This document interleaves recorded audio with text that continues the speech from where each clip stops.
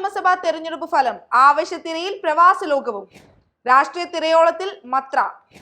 ഒമാനിൽ KCL champions league May 7-8 തീയതികളിൽ. ഒമാനിൽ നിന്നുള്ള പ്രധാന വാർത്തകളുമായി ഗൾഫ് അപ്ഡേറ്റ്സ് ഒമാൻ തുടങ്ങുന്നു. എല്ലാ പ്രേക്ഷകർക്കും സ്വാഗതം. Gulf updates Oman brought to you by Shahi Foods and Spices, powered by Purushottam Kanji Exchange. Kerala നിയമസഭാ തിരഞ്ഞെടുപ്പ് ഫലം പുറത്തു വന്നപ്പോൾ പ്രവാസ ലോകവും ആവേശത്തിലായി. രാവിലെ മുതൽ ടെലിവിഷൻ സ്ക്രീനുകൾക്കും മൊബൈൽ ഫോണുകൾക്കും മുന്നിലിരുന്ന് മലയാളികൾ വോട്ടെണ്ണൽ നിരീക്ഷിച്ചു. എക്സിറ്റ് പോളുകളെ തള്ളി ഉജ്ജ്വല മുന്നേറ്റത്തോടെ UDF അധികാരം ഉറപ്പിച്ചതോടെ കോൺഗ്രസ്, മുസ്ലിം ലീഗ്, വെൽഫെയർ അനുകൂല സംഘടനകൾ ആഘോഷങ്ങളുമായി രംഗത്തെത്തി. KMCC ഇൻകാസ് പ്രവർത്തകർ മധുരം വിതരണം ചെയ്തും കേക്ക് മുറിച്ചും വിജയം ആഘോഷിച്ചു. അതേസമയം ഭരണ തുടർച്ച പ്രതീക്ഷിച്ച ഇടതുപക്ഷ അനുകൂലികളിൽ ഫലം നിരാശ പരത്തി. ആദ്യ മണിക്കൂറുകളിൽ പ്രതീക്ഷ നിലനിന്നിരുന്നെങ്കിലും UDF ലീഡ് ഉയർന്നതോടെ ഇടതു കേന്ദ്രങ്ങൾ മ്ലാനമായി. 3 സീറ്റുകൾ നേടിയ BJP മുന്നേറ്റം NDA അനുഭാവികളിലും ആവേശമുണർത്തി. വോട്ട് ചെയ്യാൻ നാട്ടിലെത്താൻ സാധിക്കാത്തതിനിടയിലും തെരഞ്ഞെടുപ്പ് ആവേശത്തിൽ പ്രവാസ ലോകത്ത് കുറവുണ്ടായിരുന്നില്ല. ജോലി സ്ഥലങ്ങളിലും താമസ സ്ഥലങ്ങളിലും ഫല ചർച്ചകളായിരുന്നു പ്രധാന വിഷയം.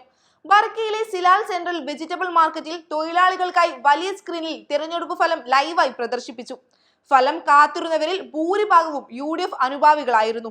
ആദ്യ റൗണ്ടുകളിൽ ധർമ്മടത്ത് മുഖ്യമന്ത്രി പിണറായി വിജയൻ പിന്നിലായത് ക്യാമ്പിൽ ആവേശം സൃഷ്ടിച്ചു.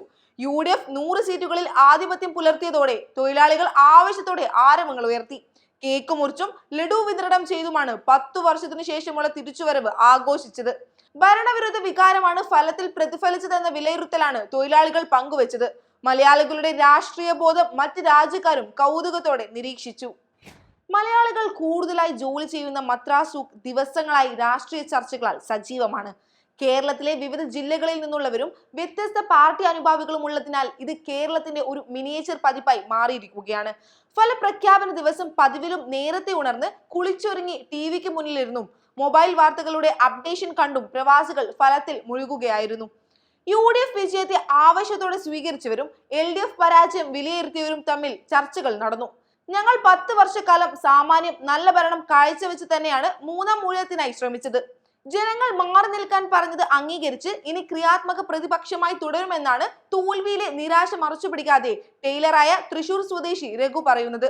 80 സീറ്റാണ് പ്രതീക്ഷിച്ചതെന്നും ഇനി UDFന്റെ മാസ് എൻട്രി ആണെന്നും ആഹ്ലാദത്തോടെ ഫലം പങ്കുവെക്കുകയാണ് ബലദിയ പാർക്കിലെ ഫൈസലും ഷെഫീഖും.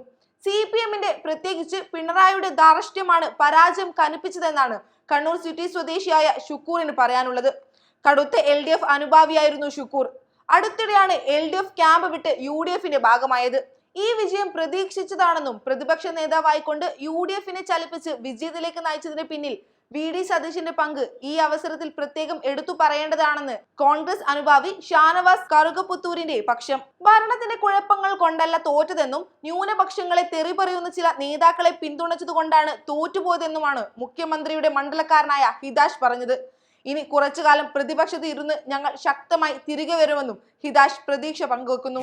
ഒമാനിൽ കേരള മസ്കത്ത് ഫുട്ബോൾ അസോസിയേഷൻ സംഘടിപ്പിക്കുന്ന KCL ചാമ്പ്യൻസ് ലീഗ് മെയ് 7-8 തീയതികളിൽ മസ്കത്തിൽ നടക്കുമെന്ന് സംഘാടകർ അറിയിച്ചു. ഇതോടെ കേരള മസ്കത്ത് ഫുട്ബോൾ അസോസിയേഷന് കീഴിൽ നടക്കുന്ന സെവൻസ് ഫുട്ബോൾ മത്സരങ്ങളുടെ ഈ വർഷത്തെ സീസണിനും സമാപനമാണെന്ന് KMFA ഭാരവാഹികൾ വാർത്താ സമ്മേളനത്തിൽ അറിയിച്ചു. മൊബൈലയിൽ അൽ ഷാദി ഫുട്ബോൾ ഗ്രൗണ്ടിലാണ് മത്സരങ്ങൾ അരങ്ങേറുക. കേരള മസ്കത്ത് ഫുട്ബോൾ അസോസിയേഷന് കീഴിൽ രജിസ്റ്റർ ചെയ്തിട്ടുള്ള 31 ടീമുകൾ പങ്കെടുക്കുന്ന ടൂർണമെന്റിൽ ആദ്യ ദിവസം പ്രാഥമിക മത്സരങ്ങളും 2ാം ദിവസം പ്രീ ക്വാർട്ടർ മുതലുള്ള മത്സരങ്ങളും അരങ്ങേറും. വിജയികൾക്ക് ട്രോഫിയും ക്യാഷ് അവാർഡും സമ്മാനിക്കും. മസ്കത്തിൽ പ്രവാസികൾക്കിടയിൽ ഫുട്ബോൾ ടൂർണമെന്റുകൾ കൂടുതൽ ജനകീയവും പ്രൊഫഷണൽ ആകുന്നതിനുമായി ഒട്ടേറെ പദ്ധതികളാണ് കേരള മസ്കത്ത് ഫുട്ബോൾ അസോസിയേഷൻ നടത്തിയിട്ടുള്ളത്. മസ്കത്തിലെ ക്ലബ്ബുകൾക്കിടയിൽ പ്രൊഫഷണലിസം കൊണ്ടുവരാൻ കേരള മസ്കത്ത് ഫുട്ബോൾ അസോസിയേഷന് സാധിച്ചിട്ടുണ്ടെന്നും അതുവഴി കൂടുതൽ യുവാക്കളെയും കുട്ടികളെയും ഫുട്ബോളിലേക്ക് ആകർഷിക്കാനും സാധിച്ചതായും KMFA അറിയിച്ചു. നിലവിലെ സീസണിന് പരിസമാപ്തിയാകുന്നതോടെ പുതിയ സീസണിലേക്കുള്ള രജിസ്ട്രേഷനും ഉടൻ ആരംഭിക്കുമെന്ന് സംഘാടകർ അറിയിച്ചു. മസ്കത്തിലെ ഫുട്ബോൾ പ്രവർത്തനങ്ങൾക്ക് കൂടുതൽ പ്രൊഫഷണൽ രൂപം നൽകാൻ ഈ ടൂർണമെന്റ് സഹായകരമാകുമെന്നും വിലയിരുത്തപ്പെടുന്നു. ഗൾഫ് അപ്ഡേറ്റ്സ് ഒമാൻ പൂർണ്ണമാകുന്നു. പ്രവാസ ലോകത്തെ പുത്തൻ വാർത്തകൾ അറിയാൻ ഗൾഫ് മാധ്യമത്തിന്റെ സോഷ്യൽ മീഡിയ പ്ലാറ്റ്ഫോമുകൾ സന്ദർശിക്കാം. ഗൾഫ് അപ്ഡേറ്റ്സ് നിങ്ങളുടെ വാട്സാപ്പിൽ ലഭിക്കുന്നതിന് നിങ്ങളുടെ പേരും സ്ഥലവും 96201150 എന്ന നമ്പറിലേക്ക് വാട്സാപ്പ് മെസ്സേജ് അയക്കൂ. Gulf updates Oman brought to you by Shahi foods and spices, powered by Purushottam Kanji exchange.